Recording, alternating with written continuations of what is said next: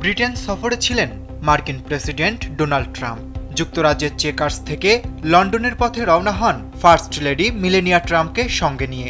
কিন্তু মাঝপথেই হঠাৎ থমকে যায় তাদের যাত্রা। পরিকল্পনা অনুযায়ী স্ট্যানস্টেড বিমানবন্দরের পরিবর্তে জরুরি অবতরণ করে একটি স্থানীয় বিমানবন্দরে।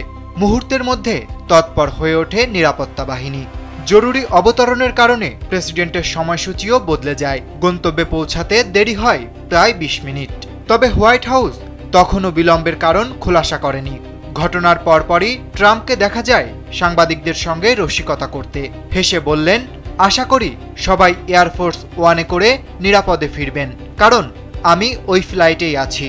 তবে পরবর্তীতে হোয়াইট হাউসের প্রেস সেক্রেটারি ক্যারোলিন লিভিট জানান, হেলিকপ্টারটিতে একটি ছোট ধরনের হাইড্রোলিক সমস্যা হয়েছিল।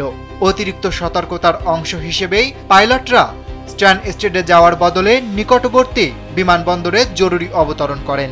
এরপর প্রেসিডেন্ট ও ফার্স্ট লেডিকে নিরাপদে অন্য একটি হেলিকপ্টারে গন্তব্যে পাঠানো হয়। ব্রিটেন সফরে এ ঘটনার আগে প্রধানমন্ত্রী কিয়ার স্টারমারের সঙ্গে যৌথ সংবাদ সম্মেলনে অংশ নেন ট্রাম্প। সেখানে যুক্তরাষ্ট্র ও যুক্তরাজ্যের মধ্যে নতুন প্রযুক্তি চুক্তি স্বাক্ষর হয়। দুই নেতা জানান, এই চুক্তি কৃত্রিম বুদ্ধিমত্তার খাতে বৈশ্বিক নেতৃত্বে দুই দেশকে আরও এগিয়ে নেবে।